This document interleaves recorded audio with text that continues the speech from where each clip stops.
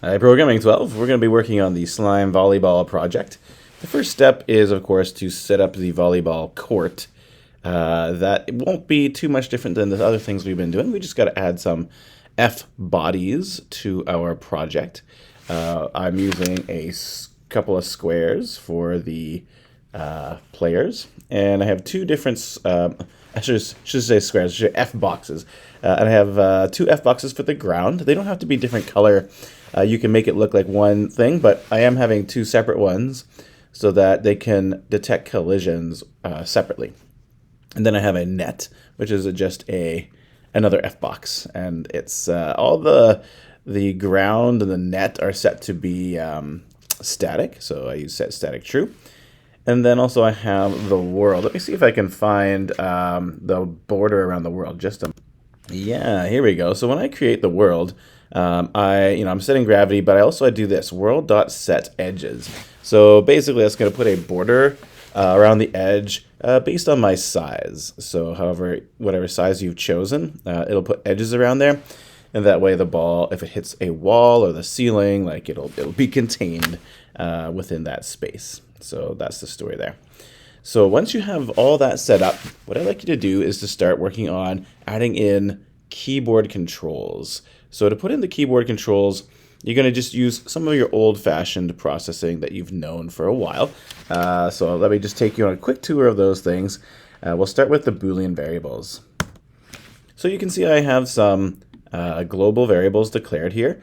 They are all for the different key presses that I might want to use. I probably have more than I need here, but we have to make 2 players for this project, so we need to include enough space, enough variables, I should say, so that we can have 2 different keys. I'm using sort of the WASD keys for the left-hand player and the up, down, left, right keys, the arrow keys for the right player. Okay, so let's just remind you about how you can set up the different functions for filling those variables with the correct values. All right, here I am down on the key pressed function. There's also a key released function. They're basically exactly the same, except one is setting the variables to true, and the other one is setting the variables to false. That's basically all that's going on. Remember that for the WASD keys, we can use the key variable, which stores the character that the person last pressed on the keyboard. So we can see these are the keys. And of course, we're going to set the corresponding variable to true. Very often we will cut and paste these and make a mistake in the cutting and pasting. So watch out for that. I should also mention we also have the key code for those keys that don't actually type a character, like the arrow keys. Like when I press the arrow keys, it doesn't type a character, it moves the cursor, for example. So they don't have a character to read like key, so we use key code, and then it's just up, down, left, right. It's the same for other characters like enter or the function keys or, escape and that kind of stuff. Okay, so there you go. There are basically how we do that we set these to false in key released. Okay, so that's basically the story. So now we're going to go look at what do we do with these variables. How do we have these variables affect the FBodies themselves? All right, so I'm going to be writing a handle player input function, which I will call from the draw function. And basically, now that I know that the key pressed and released functions are filled out correctly, I tested it off screen. You should probably test yours separately. We can go and apply, what happens. And what we're going to be doing is applying velocity. We're going to be setting a velocity for these objects. There's a bunch of ways to do this. This is just one way. So we'll start off with just learning the different function calls. So I'm going to work on left player. That's my red box on the left side. And what I can do is I can do things like left player dot set velocity. And set velocity requires 2 parameters.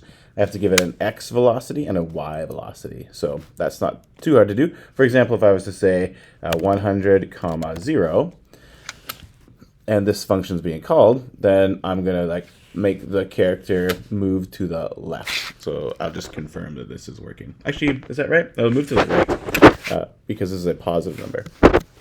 Let's just see if the character, yeah, you can see, I just die right away, but you can see that the character is just moving. It's also notice that it's floating. in the air. And that's because what's going on is that we're setting its velocity in the y direction to 0. And that overrides our gravity. So although gravity is pulling us down, and you can kind of see it's sort of working, it's trying. It's like not going exactly straight to the right, it's kind of going a bit diagonal. The problem is that gravity is being applied and then we override it with a 0 velocity. Unfortunately, you cannot set velocity separately for x and y. So what do you put here to make it so that you don't override all the other cool physics that are going on? So the answer is we can put in just what its current velocity is. And it's kind of ugly to type it all out in one line, so I'm going to do it as a separate pair of variables.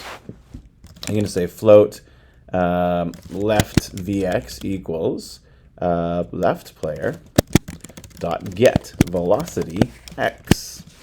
So this gets the current velocity in the x direction. And then I'll make a similar one for vy.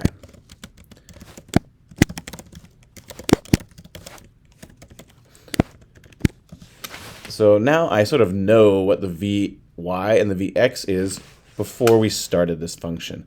So what I can do is I can just apply, in this case, left underscore vx.